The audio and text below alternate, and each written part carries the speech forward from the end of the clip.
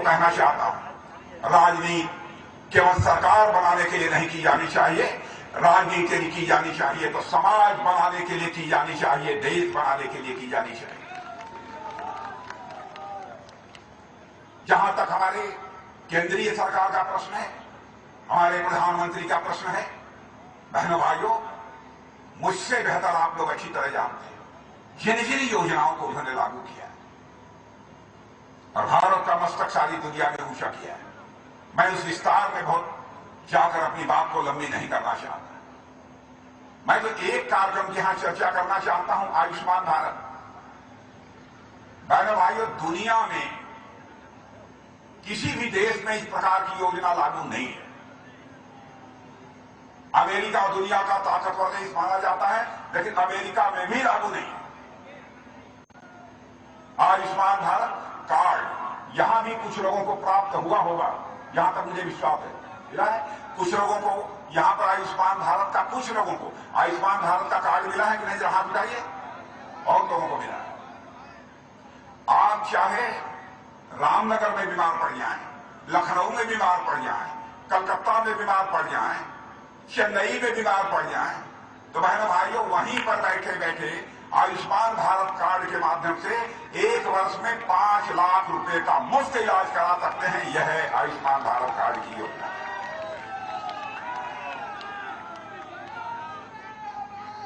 हमारे प्रधानमंत्री की संवेदनशीलता देखिए। जब वह देश में घूमते थे भारतीय जनता पार्टी के कार्यकर्ता के रूप में, उन्हें दिखाई देता था गरीब परिवारों की माताएं बहन पानी लेने के लिए किसी कुएं अथवा किसी जलाशय पर जाती थी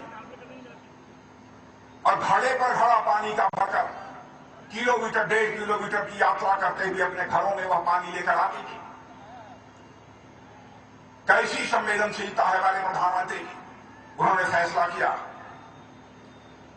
भारत के अंदर एक भी घर शेष नहीं बचना चाहिए जिस घर में नल न पहुंच जाए और नल के माध्यम से लोगों को जल की व्यवस्था न हो जाए, एक घर भी शेष नहीं बचना चाहिए। क्या आप कल्पना कर सकते हैं? क्या इसके पहले किसी ने सोचा था? क्या ऐसी भी सरकार आएगी जो इन सब सारी बातों की चिंता करेगी? यह हमारी ही सरकार ने इस बात की चिंता की है। बहनों, अन्य राजनीतिक पार्टियों के भी कामकाज को आपने देखा है और भारतीय जनता पार्टी के कामकाज को भी आपने अच्छी तरह देखा है। इसलिए मैं आज आप सबसे अपील करने आया हूं, आप सबका सहयोग, आप सबका समर्थन भारतीय जनता पार्टी को प्राप्त होना चाहिए। और अभी हाल में ही भारत की संसद में आपने टेलीविजन के पर्दे पर सुना होगा, राष्ट्रपति के अभिभाषण पर चर्चा हो रही। राहुल गांधी जी खड़े हो गए। उन्होंने कहा यह भारतीय जनता पार्टी की केंद्र में सरकार आने के बाद चीन और पाकिस्तान दोस्त हो गए। उन्होंने हम लोगों के ऊपर आरोप चस्पा कर दिया। मैं कांग्रेस के वरिष्ठ नेताओं से कहना चाहता हूं, राहुल गांधी को कम से कम प्राचीन भारत के इतिहास की जानकारी न हो, कम से कम आजाद भारत के इतिहास की जानकारी तो उन्हें होनी ही चाहिए। बहनों भाइयों, हम लोगों ने चीन और पाकिस्तान की दोस्ती कराई, क्या हम उन्हें मुंहतोड़ जवाब दे रहे हैं?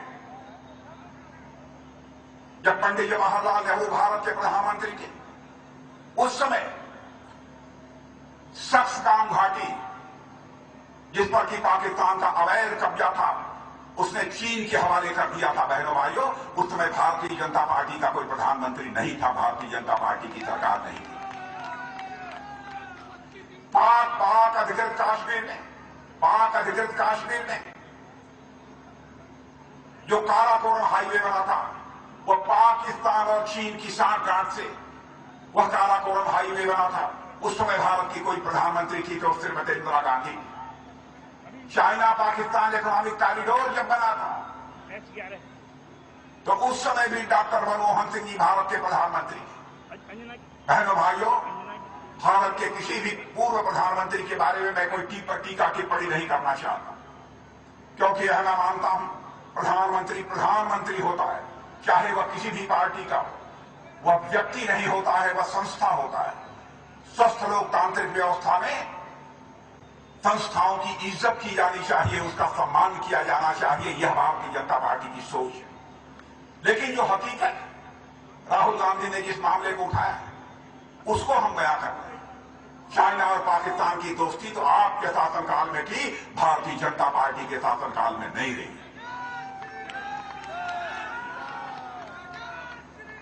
भारत का मैं रक्षा मंत्री हूं, हकीकत को मैं जानता हूं। उन्होंने कह दिया भारत और चीन के बीच जो संघर्ष हुआ था, आमना सामना हुआ था गलवान घाटी में, भारत के सेना के जवान बड़ी संख्या में मारे गए और चीन के सेना के जवान बहुत कम संख्या में मारे गए।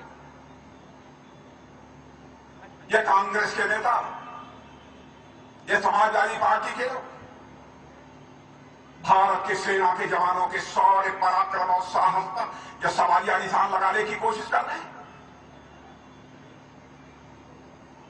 बहनों भाइयों, जिस दिन उन्होंने संसद में खड़े होकर बोला था, उसी के एक दिन आगे पीछे ऑस्ट्रेलिया के खोजी पत्रकार ने, क्लैक्सान अखबार जो ऑस्ट्रेलिया से निकलता है, उसमें उसने खोजबीन करने के बाद यह लिखा था कि भारत और चीन के बीच जब संघर्ष हुआ था तो चीन के 38 से लेकर 50 सेना के जवान मारे गए थे। बहनों भाइयों, अपने सेना के जवानों के शौर्य, पराक्रम और साहस का अभिनंदन किया जाना चाहिए और उसी पर यह सवालिया निशान लगा।